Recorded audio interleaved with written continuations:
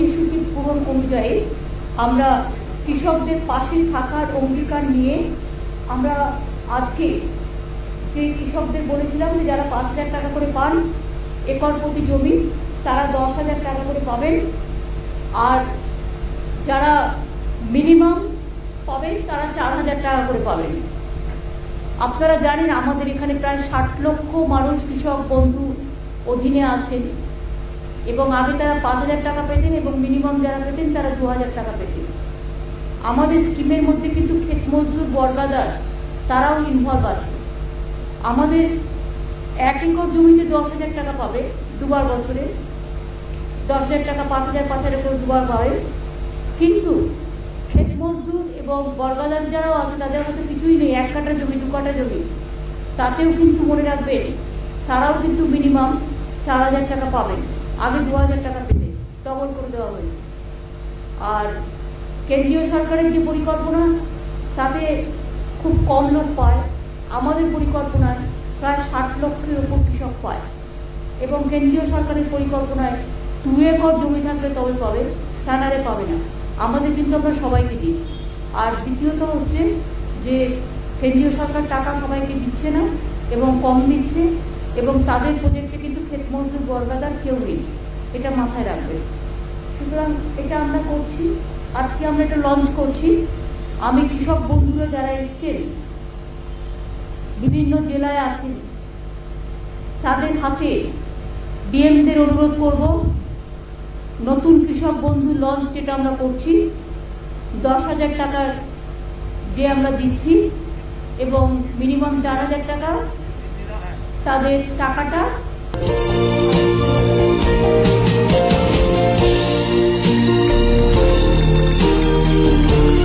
কথা রাখলেন বাংলার জননেত্রী মুখ্যমন্ত্রী মমতা ব্যানার্জি। তৃতীয়বারের জন্য মুখ্যমন্ত্রী হয়ে আবারও কৃষকদের পাশে থাকার নতুন করে অঙ্গীকার, তার নতুন করে বার্তা। এবার কৃষক বন্ধু প্রকল্পের 10,000 টাকা দেওয়ার অঙ্গীকার। বাঙালিকে শক্তিশালী করতে, বাংলাকে উন্নত করতে বিরাট বড় পদক্ষেপ মানবদরদী মুখ্যমন্ত্রী মমতা ব্যানার্জির। গোটা বিশ্ব জুড়ে মমতার জয় জয়কার। বাংলার মুখ্যমন্ত্রী মমতাকে বাঘিনীর বাংলাকে বাঁচানোর জন্য নতুন করে পদক্ষেপ, আবারও ঝাঁপিয়ে পড়ছেন মমতা ব্যানার্জি। তার আগে একটু অনুরোধ, বর্তমানে কোন জেলা থেকে খবরটি দেখছেন এক্ষুনি কমেন্টে আপনার জেলার নামটি লিখে দিন, তাহলে আপনার জেলা ভিত্তিক লেটেস্ট খবর সবার আগে নিয়ে আসবো। এবার সরাসরি চোখ রাখবো মুখ্যমন্ত্রী মমতা ব্যানার্জির গলায়, শুনে নেব একের পর এক নতুন করে আপডেট। কারণ তৃণমূল কংগ্রেসের সরকারই আজকে সরকার গঠন করেছে, তাই সেই প্রস্তাব সরকার অনুমোদিত করে এবং ক্যাবিনেটে পাস হয় এবং ক্যাবিনেটে পাস হওয়ার পরে এটা আইনে পরিণত হচ্ছে এবং প্রতিশ্রুতি পূরণ অনুযায়ী আমরা কৃষকদের পাশে থাকার অঙ্গীকার নিয়ে আমরা আজকে যে কৃষকদের বলেছিলাম যে যারা 5,000 টাকা করে পান একর প্রতি জমি, তারা 10,000 টাকা করে পাবেন, আর যারা মিনিমাম পাবেন তারা 4,000 টাকা করে পাবেন। আপনারা জানেন আমাদের এখানে প্রায় 60 লক্ষ মানুষ কৃষক বন্ধু অধীনে আছেন এবং আগে তারা 5,000 টাকা পেতেন এবং মিনিমাম যারা পেতেন তারা 2,000 টাকা পেতেন। আমাদের স্কিমের মধ্যে কিন্তু ক্ষেত মজদুর বর্গাদার তারাও ইনভলভ আছে। আমাদের 1 একর জমিতে 10,000 টাকা পাবে দুবার বছরে, 10,000 টাকা 5,000 করে দুবার পাবে। কিন্তু ক্ষেত মজদুর এবং বর্গাদার যারাও আছে তাদের হাতে কিছুই নেই, 1 কাঠা জমি 2 কাঠা জমি, তাতেও কিন্তু মনে রাখবেন তারাও কিন্তু মিনিমাম 4,000 টাকা পাবেন। আগে 2,000 টাকা পেতে ডবল করে দেওয়া হয়েছে। আর কেন্দ্রীয় সরকারের যে পরিকল্পনা তাতে খুব কম লোক পায়, আমাদের পরিকল্পনায় প্রায় 60 লক্ষের উপর কৃষক পায় এবং কেন্দ্রীয় সরকারের পরিকল্পনায় 2 একর জমি থাকলে তবে পাবে, তা নাহলে পাবে না। আমাদের কিন্তু আমরা সবাইকে দিই। আর দ্বিতীয়ত হচ্ছে যে কেন্দ্রীয় সরকার টাকা সবাইকে দিচ্ছে না এবং কম দিচ্ছে এবং তাদের প্রজেক্টে কিন্তু ক্ষেত মজদুর বর্গাদার কেউ নেই, এটা মাথায় রাখবে। সুতরাং এটা আমরা করছি, আজকে আমরা এটা লঞ্চ করছি। আমি কৃষক বন্ধুরা যারা এসছেন বিভিন্ন জেলায় আছেন তাদের হাতে ডিএমদের অনুরোধ করব, নতুন কৃষক বন্ধু লঞ্চ যেটা আমরা করছি 10,000 টাকার যে আমরা দিচ্ছি এবং মিনিমাম 4,000 টাকা তাদের টাকাটা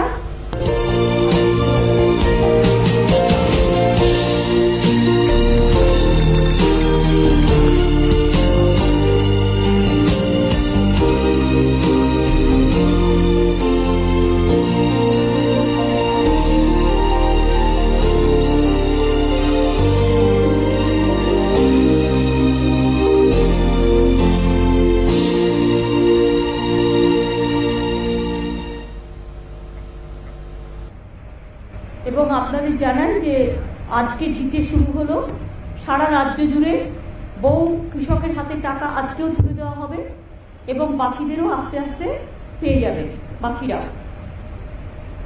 আমি ডিএমদের অনুরোধ করব, কৃষক বন্ধু স্কিমে যারা আপনাদের জেলায় জেলায় আপনাদের পাশে আছেন, কৃষক বন্ধুরা আমার, যারা আমাদের গর্ব, কৃষি আমাদের সম্পদ। আমি সবসময় বলি কৃষক বন্ধুরা তারা ধান উৎপাদন করেন, শস্য উৎপাদন করেন বলেই আমরা খেয়ে বেঁচে থাকি।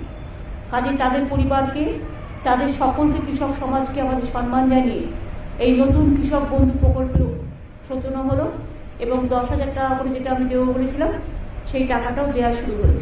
সুতরাং এই টাকাটা দিয়ে দেওয়ার জন্য আমি ডিএমদের অনুরোধ করব, জেলা ম্যাজিস্ট্রেটের কাছে যারা আছেন সেই পরিবারগুলোকে আপনারা সবাই তুলে দিন টাকাটা হাতে।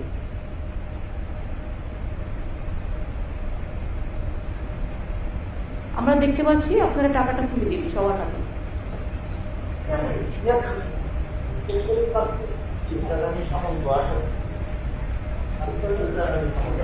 আর যাদের হয়তো 1 একর জমিও নেই, অল্প 1 কাঠা 2 কাঠাও, তাদের কিন্তু আমরা 4,000 টাকা করে বছরে দেব এবং আগে যারা 2,000 পেতেন তারা এখন টাকাটা ডবল হয়ে গেছে, 4,000 পাবে। এটা খুব বড় প্রজেক্ট, সারা ভারতবর্ষে বাংলায় প্রথম এই ধরনের একটা বৃহৎ স্কিম কৃষকদের জন্য করতে পেরে আমরা কৃতার্থ। এছাড়াও এই কৃষক বন্ধু স্কিমে কেউ মারা গেলে কৃষক 2 লাখ টাকা পর্যন্ত আমরা দিই। কৃষকদের জমিতে কোনো মিউটেশন ফিজ লাগে না। কৃষকদের শস্য বীমা প্রায় 700 কোটি টাকা আমরা খরচ করি। এছাড়াও কৃষকদের জমি যারা জলে ডুবে গেছে বা নানা রকম এতে অসুবিধে হয়েছে তাদের জন্য কিন্তু মনে রাখবেন আমরা প্রায় এখানে যেমন এখনো পর্যন্ত আমরা প্রায় 62 লক্ষ কৃষক বর্গাদার ভাগ চাষিদের এই প্রকল্পে নিয়েছি এবং 4,500 কোটি টাকা সহায়তা ইতিমধ্যেই করেছি কৃষক বন্ধু। 28,000 কৃষক পরিবারকে ডেথ বেনিফিট মানে 2 লক্ষ টাকা করে প্রায় 555 কোটি টাকা দেওয়া হয়েছে। কৃষকদের স্বার্থে নথিভুক্তকরণ প্রক্রিয়াকেও সরল করা হয়েছে। জমির উপযুক্ত নথি থাকলেই তবেই কৃষক বন্ধু প্রকল্পে আগে আবেদন করা যেত। এখন নিজে অ্যাফিডেভিট করে বলতে পারে আমার এই জমি আছে, আমাকে করে দিন, তাহলে কিন্তু করবে। এটা রাজ্য জুড়ে কৃষক উন্নয়নে এটা আমাদের পদক্ষেপ। কৃষকদের ইনকাম 3 গুণেরও বেশি হয়ে গেছে, এখন হয়তো আরও বেশি হবে। দেশে অসংখ্য কৃষক মৃত্যুর ঘটনা ঘটছে, প্রায় 6 মাস ধরে আন্দোলন চলছে, কিন্তু বাংলা কিন্তু এক উজ্জ্বল ব্যতিক্রম। সবার ভারত সরকারের কৃষিকর্ম অ্যাওয়ার্ড আমরা পেয়েছি। খাজনা মিউটেশন মুকুব করা হয়েছে, কৃষক রত্ন সম্মান প্রদান করা হয়েছে, কৃষক বার্ধক্য ভাতার পরিমাণ 750 টাকা বাড়িয়ে 1,000 টাকা করা হয়েছে এবং উপভোক্তার সংখ্যা 66,000 থেকে বাড়িয়ে 1 লক্ষ করা হয়েছে। বাংলা শস্য বীমা প্রিমিয়ামের টাকা টোটাল আমরা দিই 700 কোটি টাকা আমরা দিই। গত খরিফ মৌসুমে 64 লক্ষ কৃষককে এই বীমার আওতায় আনা হয়েছিল। 9 বছরের প্রাকৃতিক দুর্যোগে ফসল নষ্ট হয়ে যাওয়ার কারণে ক্ষতিগ্রস্ত প্রায় 1,20 লক্ষ কৃষক পরিবারকে নতুন করে চাষ করবার জন্য আমরা 3,500 কোটি টাকার আর্থিক সহায়তা দিয়েছি। ইয়াস হওয়ার পরেও দুয়ারে আমরা ত্রাণ চালু করেছি, তার মধ্যে ক্ষতিগ্রস্ত কৃষক অন্যান্য ক্ষতিগ্রস্ত মানুষদের আমরা সাহায্য পৌঁছে দিচ্ছি। 5 সপ্তাহের মধ্যে 5-6 সপ্তাহের মধ্যে তাদের ব্যাংক অ্যাকাউন্টে টাকা পাঠিয়ে দেওয়া হবে। আপনারা জানেন অভাবী বিক্রি বন্ধ করতে আমরা চাল কৃষকদের থেকে কিনি এবং আমরা 18 টাকা 88 পয়সা কেজিতে, যা মিনিমাম সাপোর্ট প্রাইসের থেকেও বেশি আমরা কিনি এবং আমরা যেটা প্রকিউরমেন্ট করি সেই প্রকিউরমেন্টও আমরা কিন্তু চেক দিন চেক নিন এইভাবে করি। আমরা অন্যান্য ফসলের অভাবে বিক্রি বন্ধ করতেও বিশেষ তহবিল গঠন করেছি। ৬৬ লক্ষ কৃষককে আমরা ২,৪১৫ কোটি টাকা আর্থিক সহায়তা দিয়েছি। রাজ্য জুড়ে ১৮৬টি কিষাণ মান্ডি তৈরি হয়েছে। ৭০ লক্ষ কৃষককে কৃষক ক্রেডিট কার্ড দেওয়া হয়েছে। আগে 2011 সংখ্যাটা ছিল মাত্র ২৭ লক্ষ। আরও ২০ লক্ষ নতুন কিষাণ ক্রেডিট কার্ড প্রদান করা হচ্ছে। ৫০ লক্ষের বেশি সয়েল হেলথ কার্ড, মানে মাটির জমি পরীক্ষার কী রকম মাটি সেটা আমরা করছি। ১৬৫০টি কাস্টম হায়ারিং সেন্টার স্থাপন, নামে মাত্র ভাড়ায় ক্ষুদ্র প্রান্তিক চাষিদের কৃষি যন্ত্রপাতি ব্যবহারের সুযোগ দেওয়া হয়েছে। অনেক ছেলে মেয়ে এখন কাজও পাচ্ছে। ইয়াসের আগে পাকা ধান তাড়াতাড়ি কাটতে আমরা প্রচুর হারভেস্টারদের কাজে লাগিয়েছিলাম, ফলে অসংখ্য কৃষকের ফসল আমরা বাঁচাতে পেরেছি। এছাড়াও মনে রাখবেন, রাজ্যের ৬টি জেলায় বীরভূম, বাঁকুড়া, পুরুলিয়া, পশ্চিম বর্ধমান, ঝাড়গ্রাম, পশ্চিম মেদিনীপুর প্রায় ৫০,০০০ একর পতিত জমিকে কাজে লাগিয়ে পরিকল্পিতভাবে এগ্রিকালচার, হর্টিকালচার, মাছ চাষ, পশুপালন ইত্যাদি করার জন্য আমরা মাটির সৃষ্টি প্রকল্প চালু করেছি। ইতিমধ্যে ১৩,০০০-এর বেশি পতিত জমিতে কাজ শুরু হয়েছে। ইলেকট্রনিক ডেলিভারি সিস্টেম চালু করা হয়েছে, ডেলিভারি সার্ভিস সিস্টেম। বাড়িতে বসেই জমির পর্চা, মিউটেশন, কনভার্সনের মতো পরিষেবা আমরা অলরেডি দিচ্ছি। আর একটা হচ্ছে, ইয়াসের সময় ২ পরগনা ও পূর্ব মেদিনীপুরে যেসব এলাকায় চাষের জমিতে নোনা জল ঢুকে গেছিল, সেখানকার ২ লক্ষ চাষিকে সল্ট টলারেন্ট অর্থাৎ নোনা স্বর্ণ ধানের বীজ ও অন্যান্য ইনপুটও দেওয়া হচ্ছে। আজ এরকম অনেক কৃষককে সেই কিট, প্রতি কিটে আছে ৬ কেজি নোনা স্বর্ণ ধানের বীজ, মাইক্রোনি নিউট্রিয়েন্ট, বীজ শোধন করার কেমিক্যাল তুলে দেওয়া হচ্ছে। ডিএমরা তাদের কাছে যে চাষিরা গেছেন, এই দুটো জেলার দক্ষিণ ২৪ পরগনা, উত্তর ২৪ পরগনা এবং মিদনাপুর পূর্বে নোনা জল ঢুকে গিয়ে ধানগুলো যে নষ্ট হয়ে গেছে, সেগুলো আমরা স্বর্ণ ধান করবার জন্য আমরা এখানে নতুন করে কিট আবিষ্কার করেছি এবং অনেক কৃষককে সেই কিট, নোনা স্বর্ণ কিট, প্রতি কিটে আছে ৬ কেজি নোনা স্বর্ণ ধানের বীজ, বীজ শোধন করার কেমিক্যাল সহ অনেক কিছু, এবং চাষিদের সুবিধের জন্য যৌথ বীজতলাও করা হচ্ছে। সুতরাং আপনারা বুঝতেই পারছেন, আমরা বলেছিলাম স্বর্ণ ধান যেখানে জলা জমিতে প্রতি বছরই জমি ভেসে যায়, ধানগুলো পচে যায়, সেখানে আমরা নতুন ধান উৎপাদন করব। তাতে চাষিরাও বাঁচবে, তাতে আমাদের উৎপাদনও চলবে এবং তাতে প্রতি বছর যে ঝামেলাটা, বিশেষ করে বন্যা এবং জল জমা, তাতে চাষিরা বাঁচবে। এইসব কাজগুলো করা হয়েছে। আর আজকে একটা বই লঞ্চ করা হচ্ছে, প্রতিশ্রুতি পূরণ, কৃষক বন্ধু নতুন। এটা আমি সৌম্যকে বলবো যে সব প্রেসকে, ওঙ্কার সব প্রেসকে দিয়ে দেবে, আপনারা এটার থেকে ডিটেলস পেয়ে যাবেন।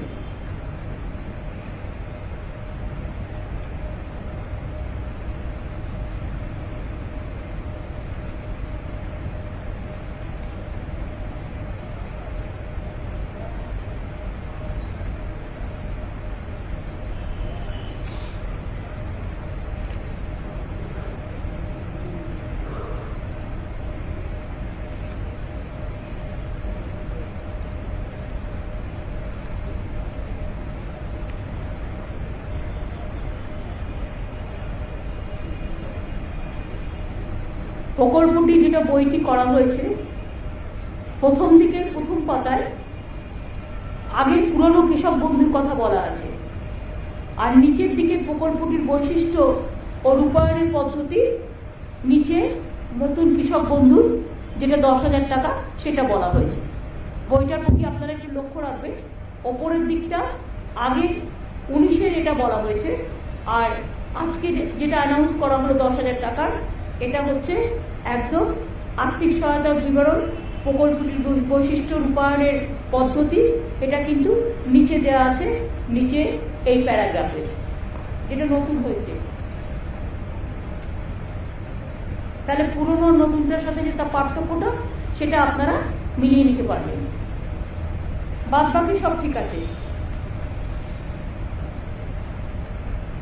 এবং এই বইটা পেলে আপনারা আমাদের কৃষিকাজ সম্পর্কে যে কথাগুলো আপনাদের আমি বললাম তার কিছুটা অন্তত পাবেন। কোন জেলায় কত কৃষক ক্রেডিট কার্ড থেকে শুরু করে কিছু ইনফরমেশন আপনারা পেতে পারেন। এটাই ছিল আজকে আমাদের। ডিএমরা নিশ্চয়ই চাষিদের কাছে কিটটা তুলে দিয়েছেন। দক্ষিণ 24 পরগনা তুলে দেওয়া হয়েছে,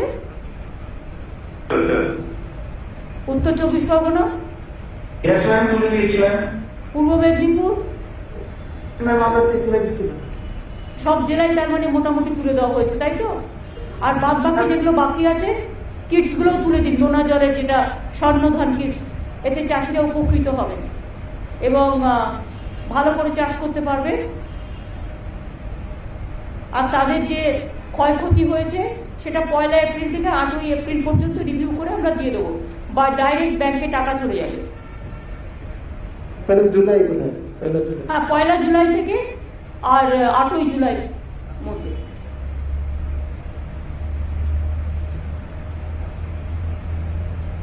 আর তারপরে আবার দুয়ারে টার্ন তো 18 তারিখ পর্যন্ত করা আছে, 18 তারিখের পরে রিভিউ হবে এবং 1 তারিখ থেকে 8 জুলাইয়ের মধ্যে টাকাগুলো ব্যাংকে পৌঁছে যাবে। তারপরে আমরা দুয়ারে সরকার যেটা করেছিলাম গত বছর, আবার আগস্ট সেপ্টেম্বরে আমরা করব, আবার নভেম্বর ডিসেম্বরে করব। তখন যদি কেউ বাদ থাকেন কৃষক বন্ধু স্কিমে বা কোনো স্কিমে, তখন আপনারা সেখানে আপনার রেশন কার্ড নেই বা কিছু, আপনারা সেখানে নাম লেখাতে পারেন। এই পর্যন্ত আজকে ছিল, আর তো কিছু নেই। প্রেসের কিছু বলার থাকলে এই ব্যাপারে জিজ্ঞেস করতে পারেন।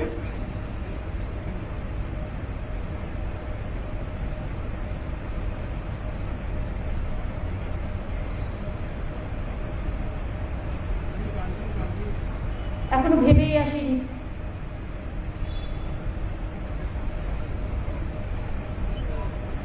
তাহলে আমি আশা করছি এই সাবজেক্টে আপনাদের কারো কিছু জিজ্ঞেস করার নেই।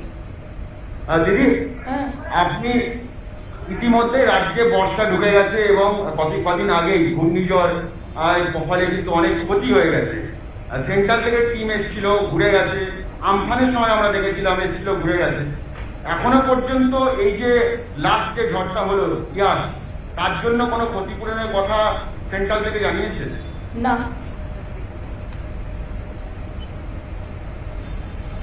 এক কথায় উত্তর। দেখছেন তো চারিদিকে, কালকে রাত্রিরে প্রায় 179 মিলিমিটার বৃষ্টি হয়েছে কলকাতায় এবং বিভিন্ন জেলায়। এমন অবস্থা, আর ওদিকে গঙ্গার জল ভর্তি, জল বেরোবার জায়গা নেই। এত বৃষ্টি আগে কখনো হয়নি এবং আগামী 26 তারিখেও বড় বান আসবে। সুতরাং হুগলিতেও জল বাড়ছে, যেটা আরামবাগ, খানাকুল, আমি সবাইকে বলবো উলুবেড়িয়া, তারা যেন আগে থেকে একটু নিজেদের সযত্নে রাখেন। এবং এরপর ঝাড়খণ্ডেও খুব বৃষ্টি হচ্ছে, বিহারেও খুব বৃষ্টি হচ্ছে। এখন আমাদের রাজ্যটা প্রায় নৌকার মতো। ঝাড়খণ্ডে বেশি বৃষ্টি হলে ওরা বাঁধের জল ছেড়ে দেয়, বাঁধের জল আমাদের এখানে চলে আসে, ফলে আমরা নৌকার মতো ডুবি আর কি।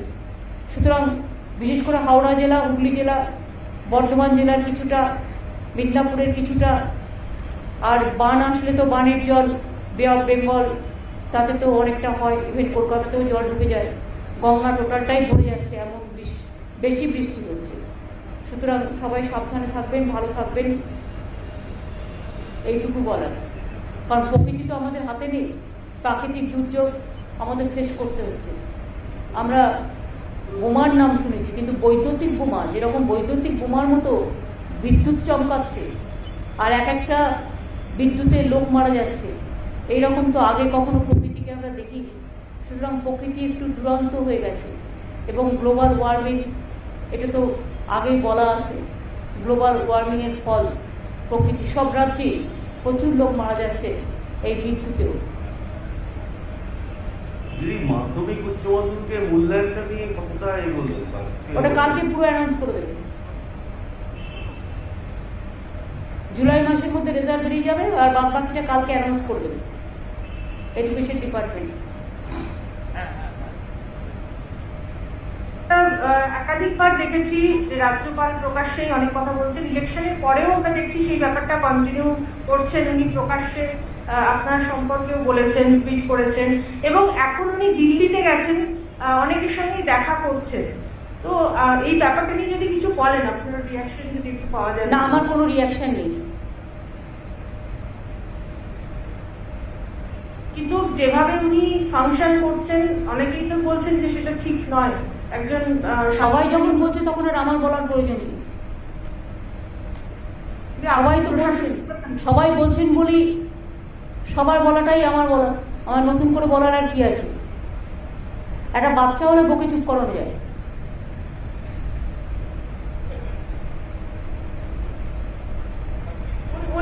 উনি তো বিজেপির এমএলএদের নিয়েও রাজভবনে বৈঠক করেছেন কিছুদিন আগে। কেন আমার মুখ খোলাচ্ছেন?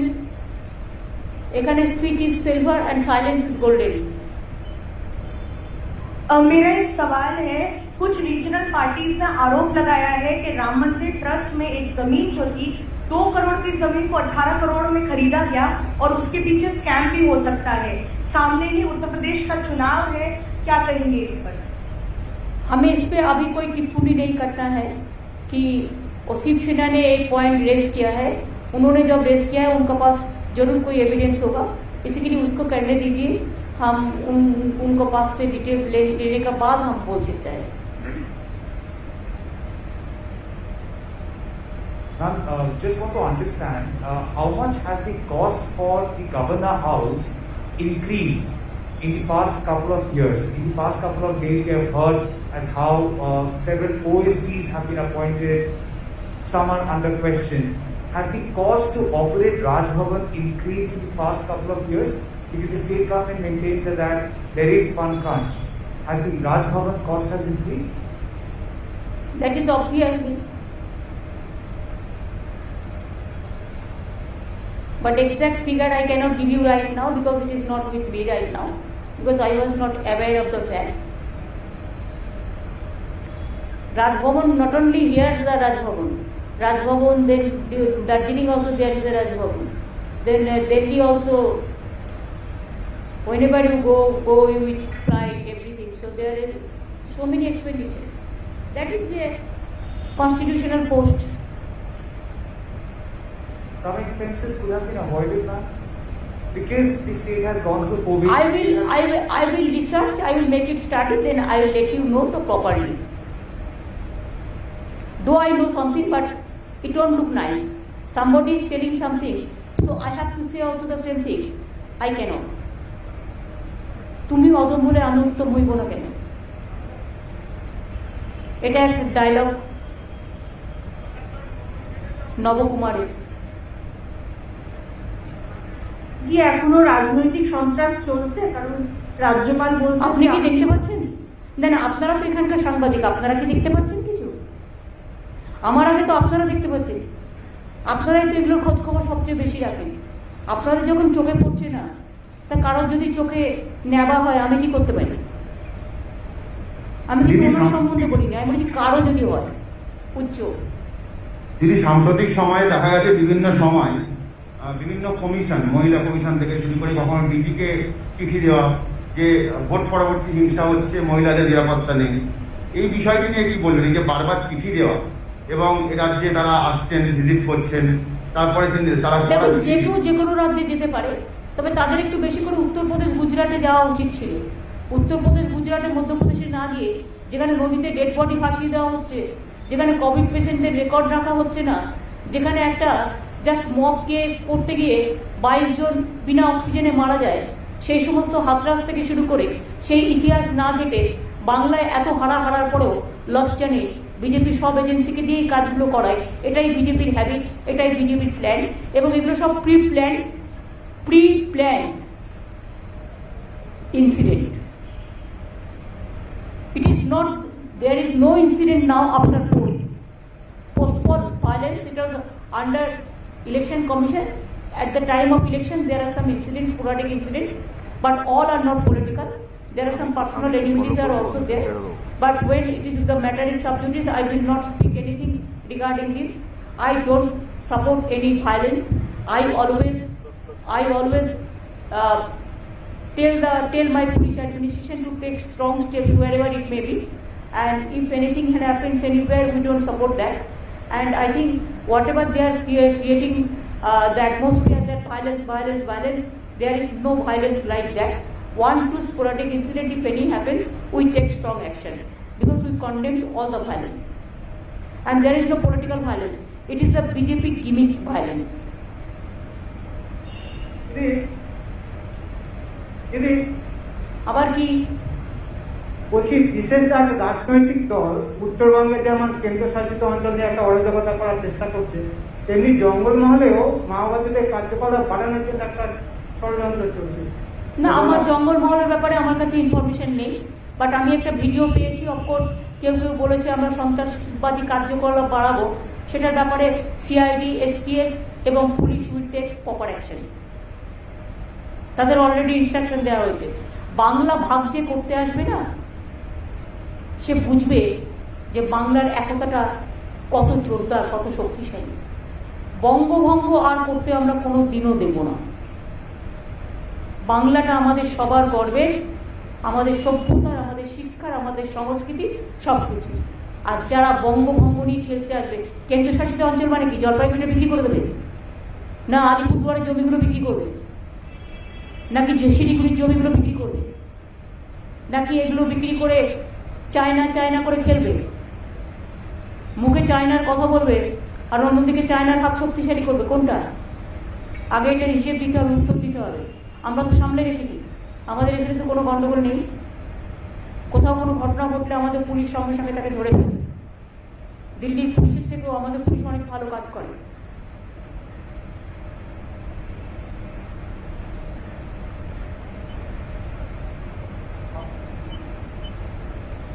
Ma'am, this issue has been going on for the past couple of days. The way the central government had tried acting tough on Twitter and other social media sites. How do you see this, ma'am? Twitter has been, asked to follow. Very unfortunate. This is very unfortunate. They cannot control Twitter. That's why they want to bulldoze Twitter. They cannot control me, so they want to bulldoze my government. They want to bulldoze my party. They cannot control some journalists, so they want to kill them. So that is their phenomenon. And one day there will be an end. There will be an end of everything. I condemn this. আমি আপনাদের কাছে বলি, আমাদের chief secretary জানালেন যে আমরা যে announcement করলাম 10,000 টাকা করে আজ থেকে দেওয়া হবে, ইতিমধ্যেই আজকেই 9,78,531 জন কৃষক বন্ধু ফার্মার্স 22টা ডিস্ট্রিক্টে 290 কোটি টাকা রিলিজ করা হয়েছে direct bank transparent bank DBT সিস্টেমের মধ্যে দিয়ে। ইতিমধ্যেই দেখুন অ্যানাউন্স করার সাথে সাথে লঞ্চ করার সাথে সাথে 9,78,531 জন কৃষক বন্ধু ফার্মার্স অফ অল 22 ডিস্ট্রিক্ট 290 কোটি টাকা আজকেই রিলিজ করা হয়েছে ডিবিটির মাধ্যমে। কনগ্রাচুলেশন। বাদ বাকিগুলোও দিয়ে দিতে হবে।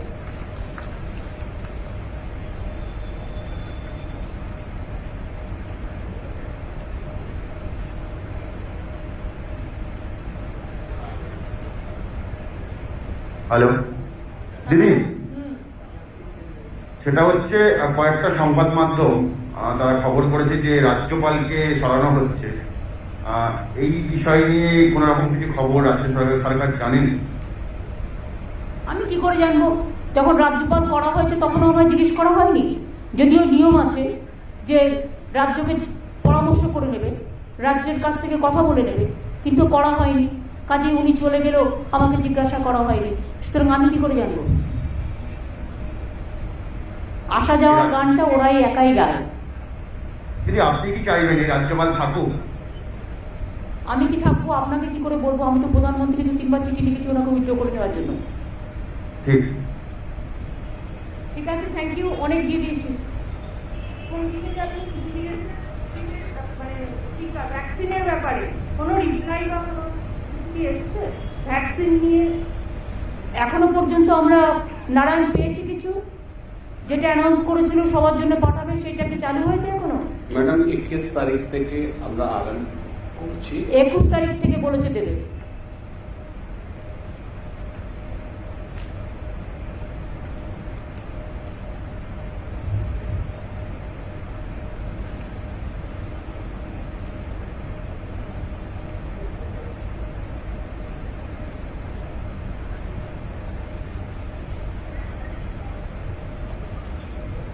না দিদি, রাজ্যপাল কেন্দ্রীয় কয়লা মন্ত্রীর কাছে গেল, আজকে সকালে রাষ্ট্রপতি দুয়ারে দুয়ারে ঘুরে বেড়াচ্ছেন। তো মাননীয় রাজ্যপালের যদি কয়লার কোনো কাজ থাকে তো উনি যেতেই পারেন কয়লা মন্ত্রীর কাছে, এটা আমি কি করব? সেটা ওনার ব্যক্তিগত ব্যাপার।